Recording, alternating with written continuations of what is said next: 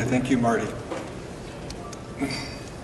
According to a CTV poll, traffic, transit, and infrastructure is the second biggest concern after crime for Toronto voters.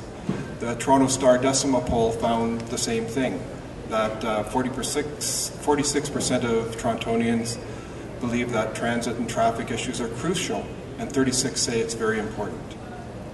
The Toronto Coalition, as Marty has mentioned, the Toronto Coalition for Active Transportation, TCAT, was formed to push cycling and pedestrian issues to the top of the municipal agenda and to make them a priority for City Council.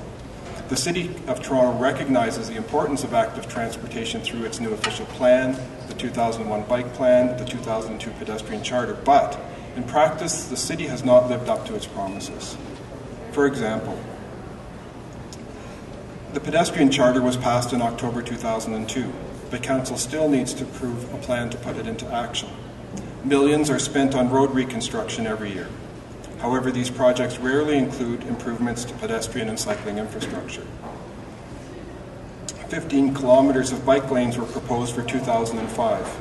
Only 1 kilometer of those were completed that year. And in this year, only a further 6.3 kilometers of that total were completed. For 2006, 28 kilometers of bike lanes were proposed. Only 1.7 kilometers of those will be constructed this year. The City, as far as parks and recreation, the City has identified 304 paths and trails in Toronto's parks that will cost $48 million to repair. Currently, it is only proposing to spend $600,000 a year on these projects.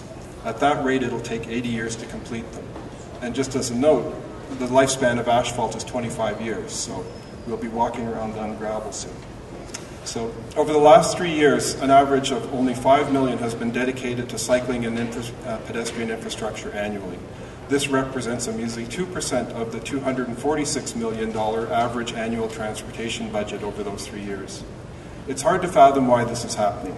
Transportation is a major issue in this election, but to this point, it's only been seen in terms of tearing down the Gardiner Expressway, building the Front Street extension, or building subways. These are multi-million-dollar projects. While good projects will take years to see results. Expanding and improving the cycling and pedestrian network can be implemented much quicker and at a fraction of the cost. Enhancing and promoting cycling and walking will help to realize one of the goals of Toronto's official plan to reduce automobile dependence, decrease congestion, and shift to more sustainable forms of transportation. In consultation with its supporter organizations, TCAT has developed a plan that will make for a more balanced transportation system in Toronto. It is organized under 5 themes: build a continuous cycling and pedestrian network, integrate cycling and pedestrian issues into city planning, promote walking and cycling as safe transportation, protect vulnerable road users through better policy and design, and lead by example as a cycling walking city. Under build, TCAT asks that the city add 285 kilometers of bike lanes and paths to the bikeway network over the next 4 years. Create a safe pedestrian network of sidewalks and walkways. Increase the number of staff to design and implement these projects, and build links between cycling and transit and improve access for pedestrians to transit stops and stations. Under integrate, TCAT asks that the city develop a new bike lane approval process, ensure that all reconstructions include improvements to cycling and pedestrian infrastructure, improve road maintenance on high-volume cycling and pedestrian corridors. Under promote, TCAT asks that the city increase funding for cycling and pedestrian safety, education and promotion programs, and partner with the federal government and local community groups to promote active transportation. Under protect, TCAT asks that the city take measures to protect cyclists and pedestrians. And under lead, here we ask the city to lead by example, both in its daily business and as an example of other cities in North America.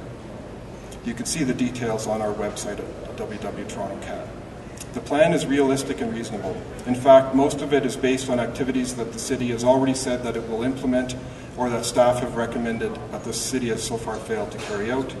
In addition to developing the TCAT plan in conjunction with TBN's Bike Toronto site, we've surveyed all the candidates for mayor and council to see where they stand on the TCAT plan. We've had a good response so far. There are 104 councillor candidates so far, and 10 mayoral candidates have returned surveys. We're still receiving and posting surveys as they return them. And we've had also a good response in terms of support for active transportation. Just to highlight a few, 84% strongly support increasing the role of walking and cycling. 77% support for a pedestrian master plan. And you can see the other 81% for increasing pedestrian unit staffing, 86% support for streamlining the bike lane approval process. And finally, the big ticket item, 64% for increasing the funding of the bikeway network so that we can build those 285 kilometers. And you can see the rest of the responses in your press kit. So we believe that active transportation and truly livable streets is one of the most important issues Toronto voters should consider when they vote on November 13th.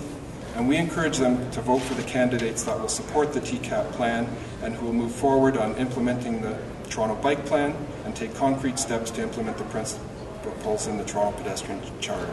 In 2006, we're encouraging Torontonians to vote with their feet. It's time to make our city clean, beautiful, and active. Thank you.